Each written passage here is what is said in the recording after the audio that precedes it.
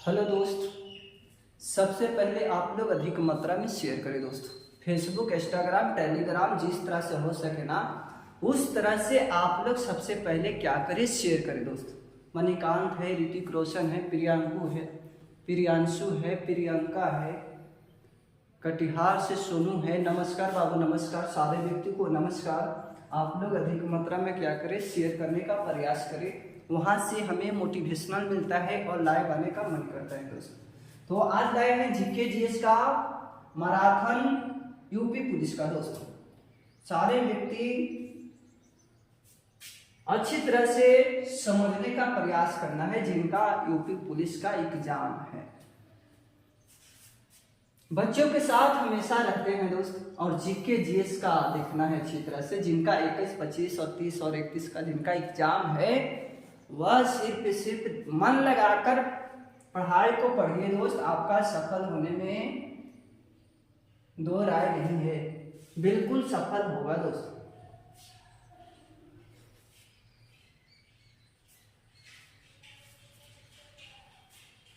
पहला प्रश्न ये है दोस्त, और अच्छी तरह से सारा कॉन्सेप्ट के साथ समझने का प्रयास करना है। पहला प्रश्न क्या पूछ रखा है? बिहार में लोकसभा की सीट कितना है? हाँ, लोकसभा की सीट 40 है ना। और बताना अच्छी तरह से राज्यसभा के कितना है? राज्यसभा के 16। विधानसभा की बताना, विधानसभा 243। विधान परिषद के बताना, विधान परिषद, विधान परिषद के बताना दोस्त 75 है कि नहीं। और बिहार से ले ले दोस्त, बिहार से बताओ मंडल की संख्या कितना है? मंडल की संख्या। प्रखंड के बताना दोस्त, प्रखंड की संख्या। और बताना अनुमंडल, अनुमंडल की संख्या बताना दोस्त कितना है। हाँ, मंडल की संख्या 9 है दोस्त, 9 है। और प्रखंड की संख्या बताना, प्रखंड की 535। अच्छी तरह से। हाँ, अनुमंडल के बताना 101 हो जाएगा। प्रखंड 535 याद रखना है अच्छी तरह से। और बिहार से दो दोस्त, बिहार से लिंगानुपात बताना, लिंगानुपात। लिंगानुपात के मतलब होता है दोस्त 1000 पुरुषों पर महिलाओं की संख्या। 1000 पुरुषों पर 1000 पुरुषों पर महिलाओं की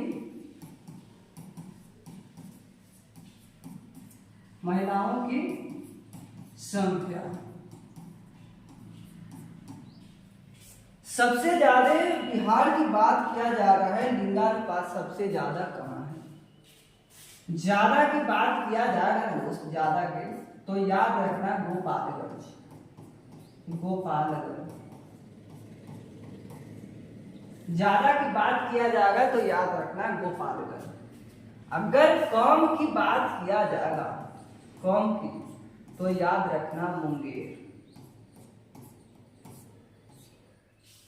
अगर भारत लेवल पे आना दोस्त, भारत लेवल पे खूब पूछता है, भारत लेवल पे लिंगानुपात।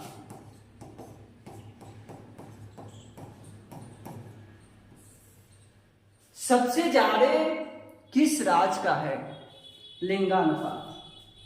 हाँ, राज्य बताना है लिंगानुपात। ज्यादा बताना है, ज्यादा कहाँ है? तो याद रखना केरल है, केरल। और केरल में कितना है दोस्त? केरल में कितना है ये बताओ। हाँ, 1084। 1084। अगर कम कहे, न्यूनतम कहे, कम कहे तो याद रखना दोस्त हरियाणा। हरियाणा कम है लिंगानुपात। और कितना दोस्त? 887। हाँ, 877 याद रखना दोस्त, 877 हो जाएगा, 877। तो ये सब डाटा याद करते हुए चलना है धीरे धीरे कॉन्सेप्ट के साथ। और लोकसभा की बात किया जा रहा है, लोकसभा भारत लेवल पे कहेगा तब दोस्त। तो लोकसभा की सीट कितना है? 543 याद रखना, 543। चलते हैं आगे दोस्तों।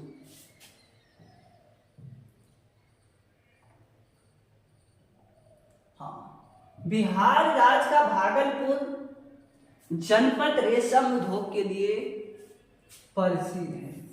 भागलपुर जो है ना दोस्त आपका रेशम के लिए, हाँ रेशम उद्योग के लिए क्या है? प्रसिद्ध है कि नहीं? अब देखना अच्छी तरह से, भागलपुर को सिल्क सिटी के नाम से कहा जाता है। भागलपुर को सिल्क सिटी के नाम से जाना जाता है। हाँ, सिल्क सिटी। भागलपुर में ही याद रखना दोस्त, भागलपुर में ही याद रखना, हाँ विक्रम विश्वविद्यालय है। विक्रम विश्वविद्यालय भागलपुर में। पाल वंश के शासक याद रखना दोस्त, पाल वंश का शासक धर्मपाल ने इसका स्थापना किया था। विक्रमशिला विश्वविद्यालय कहाँ है? भागलपुर में ही है, याद रखना। अब देखना भागलपुर में कहलगांव है। भागलपुर में ही आपका कहलगांव है। और कहलगांव इसलिए फेवरेट पड़ जाता है, विद्युत तापीय केंद्र है। हाँ, विद्युत तापीय केंद्र इसीलिए फेवरेट पड़ जाता है। अब देखना ऐसे क्वेश्चन पूछेगा, कहलगांव विद्युत तापीय केंद्र कहाँ स्थित है? तो आपको जवाब देना होगा भागलपुर में है कि नहीं? भागलपुर और प्रसिद्ध हो जाता है दोस्त आपको, हाँ डॉल्फिन अभ्यारण्य। डॉल्फिन अभ्यारण्य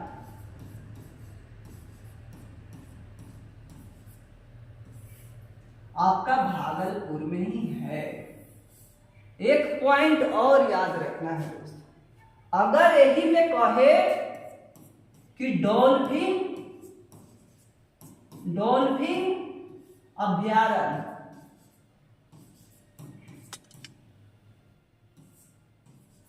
डॉल्फिन अभ्यारण्य केंद्र कहाँ है? केंद्र तो मारना पटना दोस्त, पटना हो जाएगा।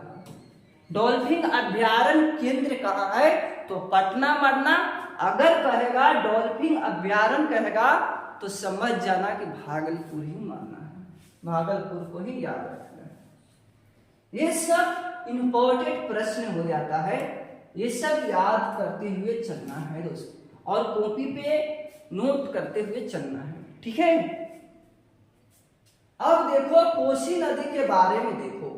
कोसी नदी को बिहार का शोक कहा जाता है, बिल्कुल कहा जाता है दोस्त, बिहार का शोक कहा जाता है। अब चलते हैं अच्छी तरह से गंगा नदी के विवरण पे। बिहार इस तरह से है दोस्त, बिहार इस तरह से है।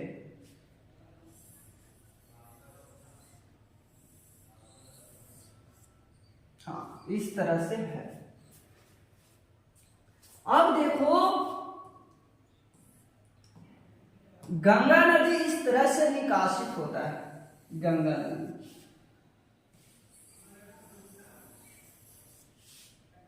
ये गंगा नदी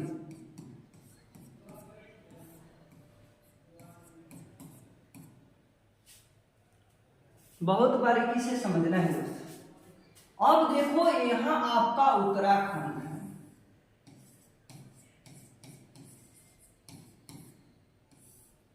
उत्तराखंड है।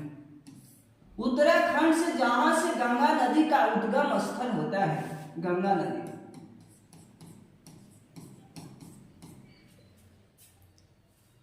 उद्गम स्थल होता है, उसको हम लोग क्या कहते हैं, भागीरथी नदी।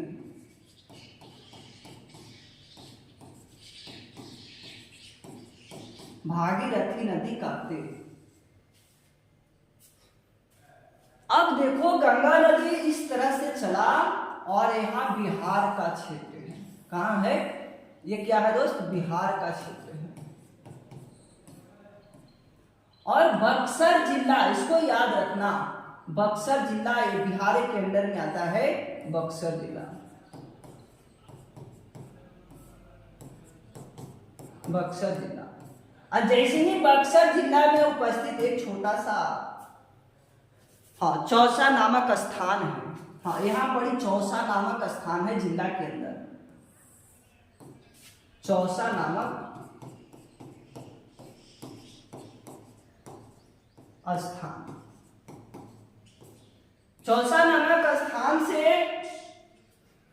गंगा नदी बिहार में प्रवेश करता है दोस्त। प्रवेश करते करते धीरे धीरे इस तरह से प्रवाहित होता है और गंगा नदी में अनेक नदियां मिलता है। गंगा नदी में अनेक प्रकार के नदी मिलते हैं। यहाँ देखो घाघरा नदी, घाघरा नदी, ये देखो कर्मनाशा, कर्मनाशा नदी। अब अच्छी तरह से और देखने का प्रयास करना है। यहां कौन नदी मिलेगा दोस्तों, सोन याद रखना है, सोन नदी, हाँ सोन नदी। और अच्छी तरह से बताने का प्रयास करना है। फिर यहां से कौन नदी मिलेगा गंगा नदी में, पुनपुन, पुनपुन नदी।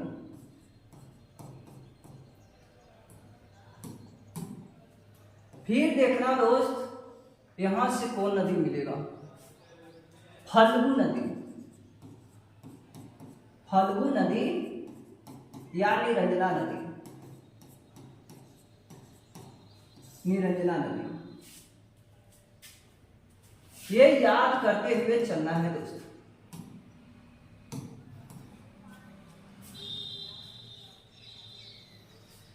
और फिर समझना है यहां से कौन सा नदी जाएगा, गंगा नदी में मिलेगा, हाँ क्यू नदी, क्यू नदी।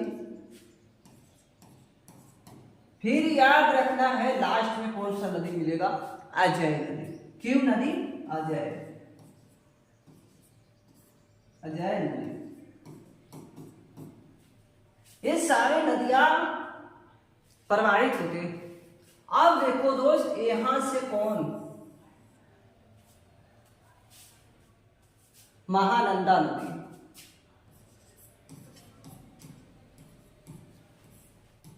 नदी, महानंदा नदी, इसको याद रखना है। फिर इसको इस तरह से मिलता है अगला कर, इसको बोलते हैं कोसी नदी, कोसी नदी। अब देखना तन्वी सुना और समझना दोस्तों, जब यहां से आपका कमला नदी आता है और कोसी नदी में टकराता है, टकरा के अपना गंगा नदी में जाके मिल जाता है, यानी कि कमला नदी, कमला नदी।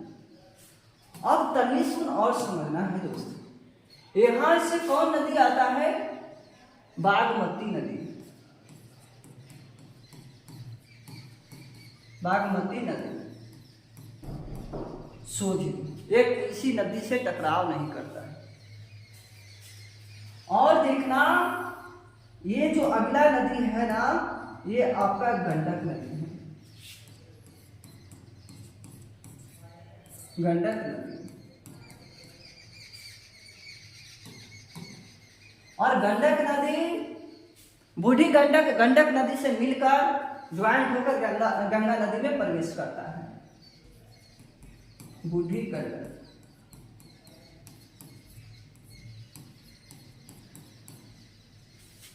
हाँ, हो गया दोस्तों। इस तरह से हमारे नदियां विस्तृत हैं। अब देखना दोस्त, ये जो कर्मनाशा है ना, ये आपका शुद्ध जल है। क्या है? शुद्ध जल है, शुद्ध जल है। ये आपका जो घाघरा नदी है ना, ये आपका अशुद्ध नदी है, अशुद्ध नदी है, अशुद्ध नदी है।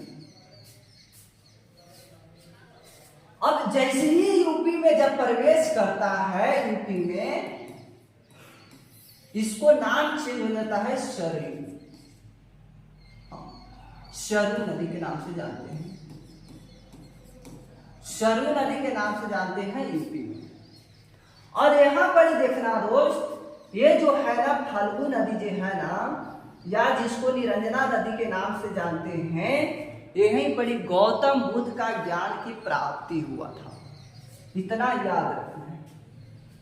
ये जो कोसी नदी है ना, अधिक मार्ग में परिवर्तन करता है।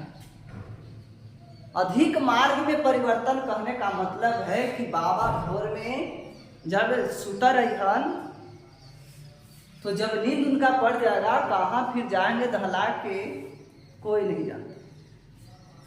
इसीलिए अधिक मार्ग में परिवर्तन करने वाला नदी है।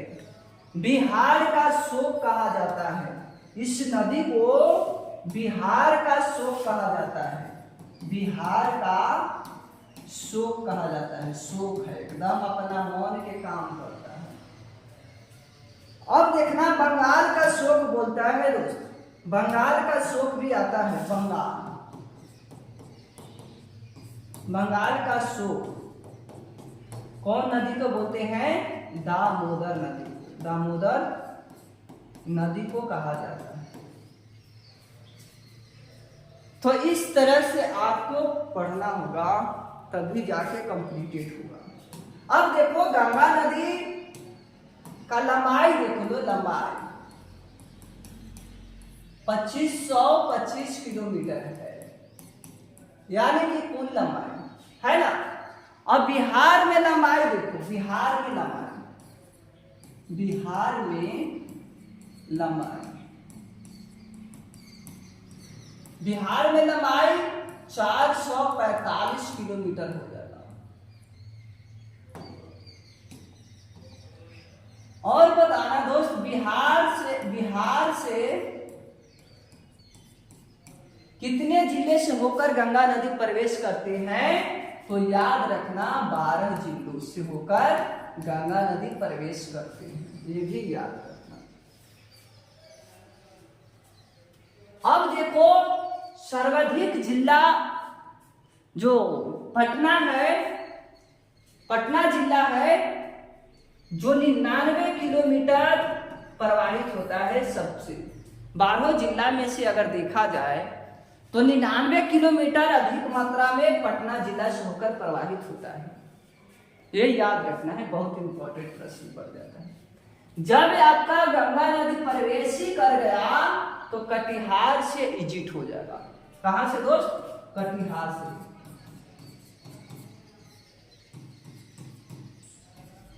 हाँ, एग्जिट हो जाएगा, यानी कि समाप्त कर देगा गंगा नदी। तो ये रहा हमारे बिहार का मैप के अनुसार मैंने क्या किया दोस्त, समझाने का प्रयास किया सारे नदियों को। इसको याद रखना, बिहार का शोक नदी कोसी नदी, हाँ कोसी नदी को कहते हैं। बंगाल का शोक दामोदर नदी को कहते हैं, इसको याद रखना। कमला इसमें टकराता है दोस्तों। और एक बार एसआई में पूछा हुआ है, एसआई में, कि ये जो स्थान है ना, इस स्थान को क्या कहा जाता है? तो कुर्सेला नामक स्थान है, वहां से आकर कोसी नदी मिलता है। अच्छी तरह से याद रखना है।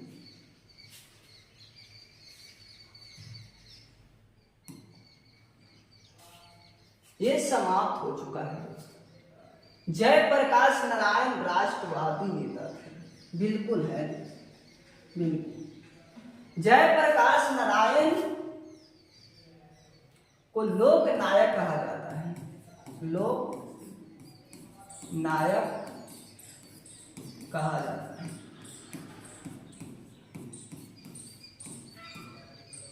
जयप्रकाश नारायण को 1999 में भारत रत्न मिलता है, भारत रत्न मिलता है 1999 में। और 1965 में, याद रखना दोस्त, 1965 में मैग्सेस पुरस्कार मिलता है, मैग्सेस पुरस्कार, मैग्सेस पुरस्कार मिलता है 1965 में। और देखना 1974 में संपूर्ण क्रांति, संपूर्ण क्रांति लाया था इन्होंने, और गांधी मैदान से दिल्ली तक खिलाकर इन्होंने रख दिया था। इतना याद करना जरूरी है। दशरथ मांझी को माउंटेन मैन के नाम से जाना जाता है, दशरथ मांझी को माउंटेन मैन के नाम से जाना जाता है। ये जो पहाड़ दिखाई दे रहा है ना, पहाड़ दिखाई दे रहा है ना दोस्तों, और ये यहां से इनका इतना दूर पे घर था, घर था। और जब इनका पत्नी का नाम था, पत्नी का नाम था, पत्नी के नाम था फगुनी, फगुनी नाम। और फगुनी को बोलते थे कि तुम तो मेरी जान हो, जान हो। और इनका ये डिलीवरी में रहते हैं रोज, और अच्छी तरह से इन्होंने घर से निकल के जाते हैं, और डॉक्टर का घर यहाँ है, हाँ, डॉक्टर के घर यहाँ, यानी क्लिनिक कर सकते हैं। और जब यहाँ जाते थे ना, तो पहाड़ के चलते इनको 5 किलोमीटर दूरी पड़ गया था, 5 किलोमीटर दूरी पड़ गया था। और इनका फगुनी की अच्छी तरह से देहांत हो जाता है, मर जाती है। मरने के बाद में दशरथ मांझी बहुत प्यार करते थे, जो मरने के बाद में नहीं दोस्त, पहले भी खूब इन्होंने अच्छी तरह से प्यार कर रखे थे। और मर गए तो इनका थोड़ा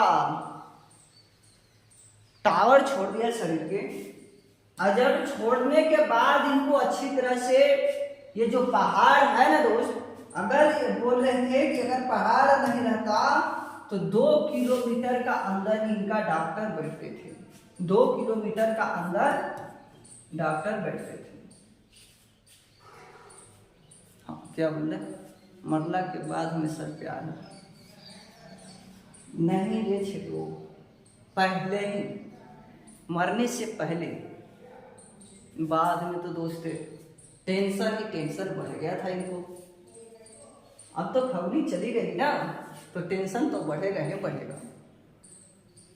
तो अब दोस्त इनका अच्छी तरह से, अगर ये सोचे कि अगर पहाड़ नहीं रहता, मन में ही सोचे कि फगुनी शायद बच जाती, पहाड़ के कारण इनको घूम के जाना पड़ा डॉक्टर के पास, ज्यादा टाइम लगा, तो जाहिर सी बात है कि इनका मृत्यु हो गया टाइम लगने के कारण। और वे जल्दी में थी, तो बताओ जल्दी। और इनको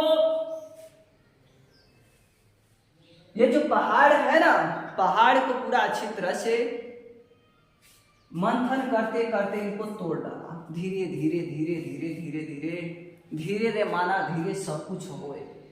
इस तरह से इन्हें तोड़कर 2 किलोमीटर में बदल दिए और आज वो पहाड़ चित्तर राम मांझी नहीं दोस्त, दशरथ मांझी कहा जाता है।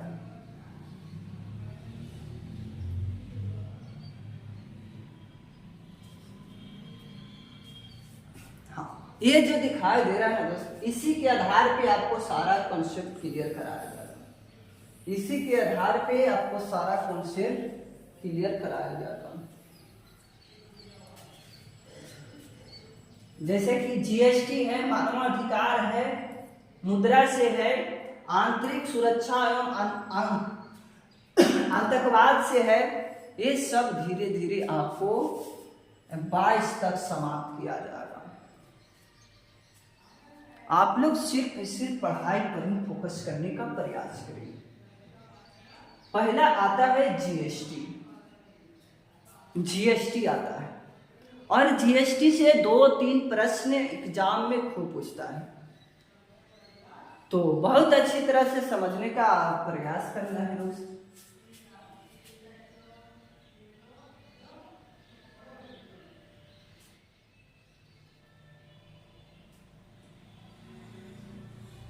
हाँ, जीएसटी से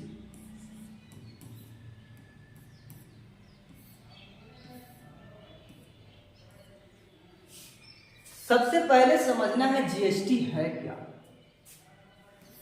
जीएसटी का मतलब क्या होता है, फुल फॉर्म क्या होता है sir? Goods service tax. Good service tax याद रखना है।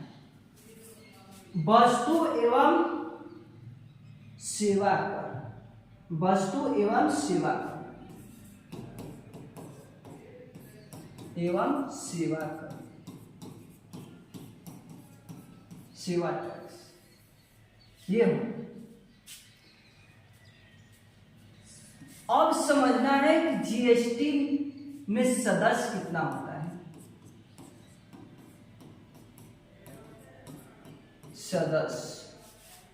सदस्य की संख्या 33 याद रखें। अब देखो जीएसटी अगर चोरी होने पर कितना साल सजा होगा? चोरी होने पर 5 वर्ष। जीएसटी कौन सा आर्टिकल में विवरण है दोस्त? जीएसटी कौन सा आर्टिकल में विवरण है? तो 279 ए में विवरण है। अब देखो जीएसटी प्रथम कौन सा देश लगवाया था, ये याद रखना है। हाँ बिल्कुल बिल्कुल, फ्रांस याद रखना है, फ्रांस। अब देखो भारत में कौन सा राज्य, हाँ भारत में कौन सा राज्य, कौन सा राज्य, भारत में कौन सा राज्य? असम याद रखना है, असम। जीएसटी में 4 प्रकार के रेट होते हैं। 4 प्रकार के रेट होते हैं, रेट। एक होते हैं 5% और सेकेंड होता है 12% और थर्ड होता है 18% और फोर्थ होता है 28%। ये रेट है।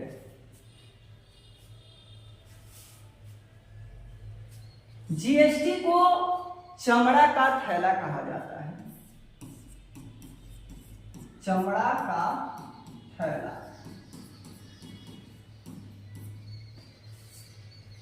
कौन सा समिति के द्वारा लाया गया था जीएसटी को?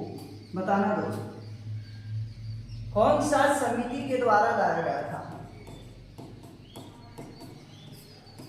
विजय केलकर समिति। विजय केलकर समिति याद रखना है दोस्तों, विजय केलकर समिति के द्वारा लाया गया था। ये आपका जीएसटी है। अच्छी तरह से याद करने का प्रयास करना है। उसका अध्यक्ष कौन था? असीम दास गुप्ता। हाँ, असीम दास गुप्ता। असीम दास गुप्ता याद रखना। जीएसटी में कितने डिजिट होते हैं? जीएसटी में कितने डिजिट होते हैं? जीएसटी में कितने डिजिट? 15 याद रखें, 15। जीएसटी अप्रत्यक्ष कर है, अप्रत्यक्ष टैक्स, इसको याद रखना। जीएसटी से 18% लिया जाता है टैक्स। अब देखो दोस्त, बजट की बात किया जाए तो अगर 0 से बजट 0 से 3 लाख कमाते हैं तो आपको 5% देना होगा, है कि नहीं? अगर आप 3 से 7 लाख रुपया कमाते हैं तो कितना देना होगा? कितना परसेंट बताना? 10% देना होगा। अगर 7 से 10 लाख रुपया कमाते हैं तो आपको कितना देना होगा? 15% देना होगा। और 10 से 12 लाख रुपया कमाते हैं तो आपको 20% देना होगा। अगर 12 से 20% याद रखना। 12 से 15, यहाँ 15 होगा, 15।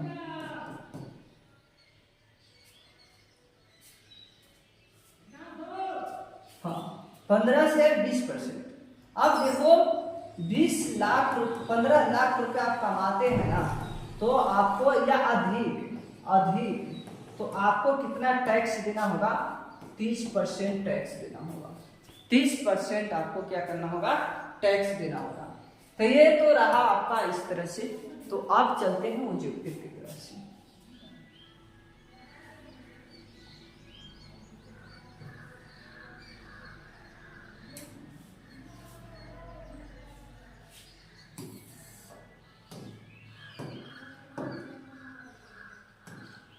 ये देखो दोस्त,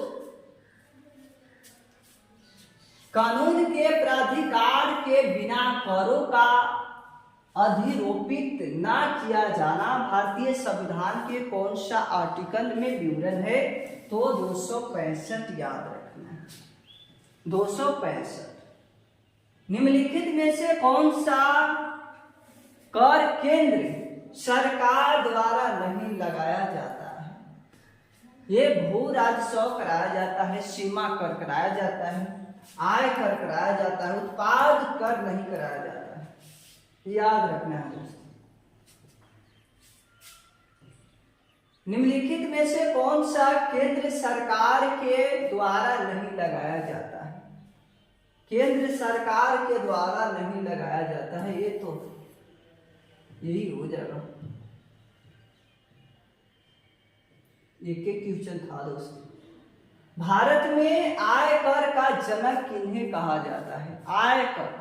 आयकर का जनक जेम्स विल्सन को कहा जाता है।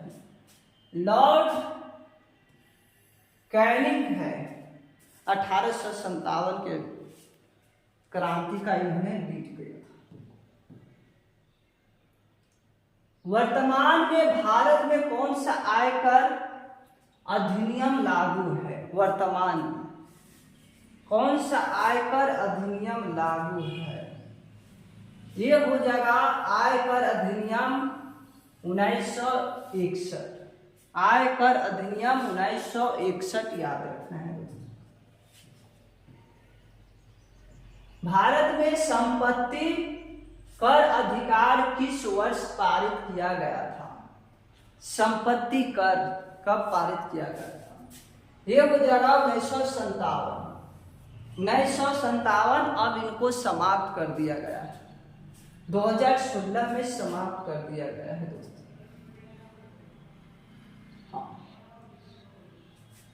भारत में संपत्ति कर को कब समाप्त कर दिया गया है? 1 अप्रैल 2016 को, और 1 अप्रैल को हम लोग उत्कल दिवस मनाते हैं। उत्कल दिवस मनाते हैं, उत्कल दिवस मनाते हैं, ये याद रखना है दोस्तों। संपत्ति कर समाप्त हो जाता है।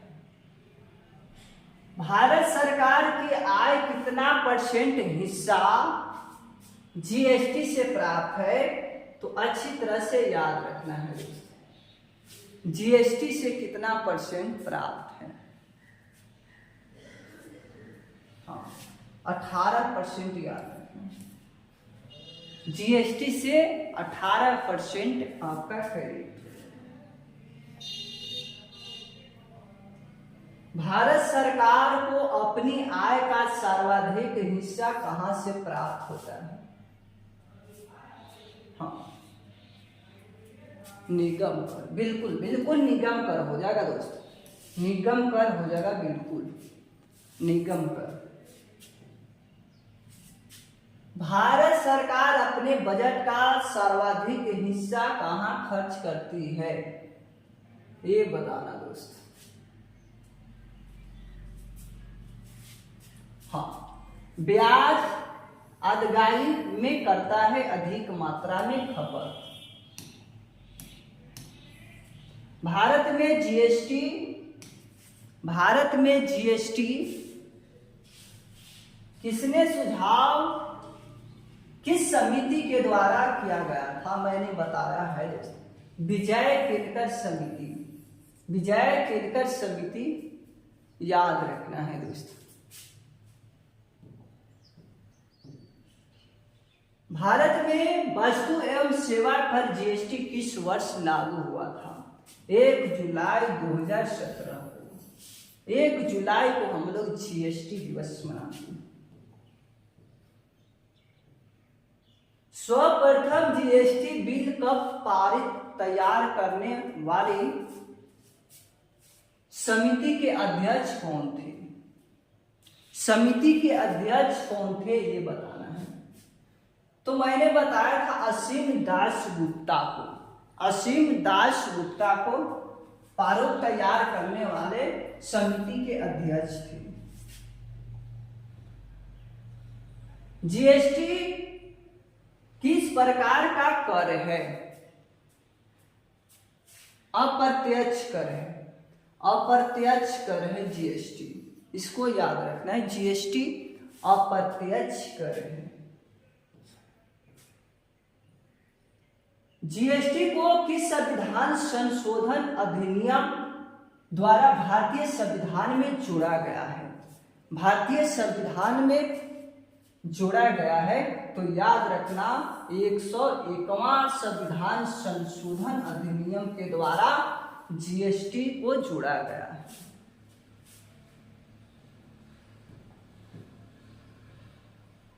जीएसटी बिल को पारित करने वाला भारत का प्रथम राज्य कौन था? मैंने बता चुके हैं दोस्तों, असम। असम हो जाएगा, असम।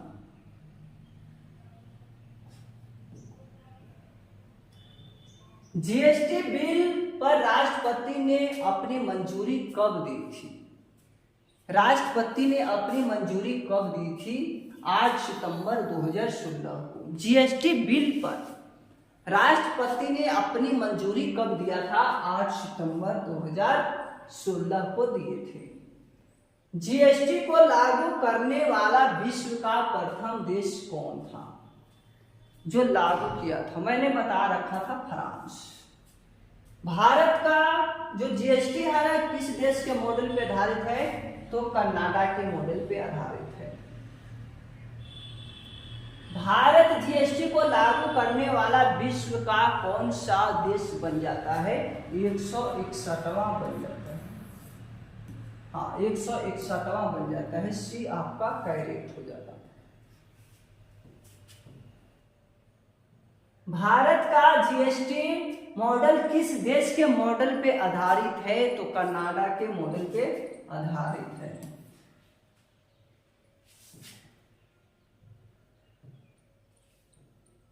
भारत में जीएसटी की कितनी टैक्स दरें प्रचलित है? मैंने बता रखे हैं दोस्तों, 5%, 12%, 18%, 28%, first, second, third, fourth.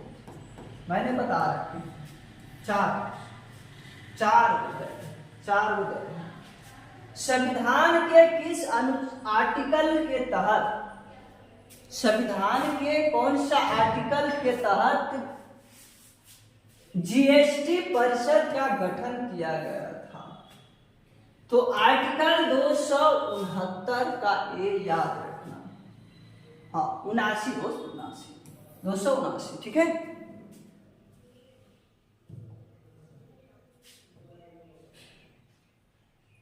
GST परिषद में सम्मिलित कुल सदस्यों की संख्या कितना है? मैंने बता रखा है 33 सदस्य।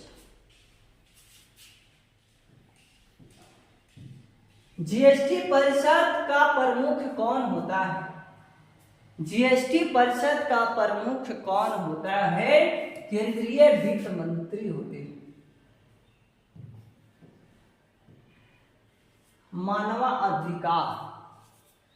मानवाधिकार मैं कल पढ़ाऊंगा दोस्त अच्छी तरह से। आप लोग सबसे पहले क्या करना, अधिक मात्रा में शेयर करना है दोस्त। और सेशन अच्छा लग रहा है ना, तो आप लोग अधिक मात्रा में शेयर करें। और चैनल को सब्सक्राइब नहीं किए हैं तो चैनल को सब्सक्राइब कर दे, लाइक कर दे, शेयर कर दे दोस्तों। हमें वहाँ से मोटिवेशन मिलता है और लाइव आने का मन करता है। तो आप लोग अधिक मात्रा में शेयर करने का प्रयास करना है। तो थैंक्स दोस्त, जुड़ने के लिए। इसी तरह से मेहनत करते रहना है, सफल की टेंशन नहीं लेना है दोस्त। एक दिन न एक दिन तो रंग लाएगा ही। मेहनत किया हुआ कहीं जाता नहीं है दोस्त। तो थैंक्स दोस्त, जुड़ने के लिए।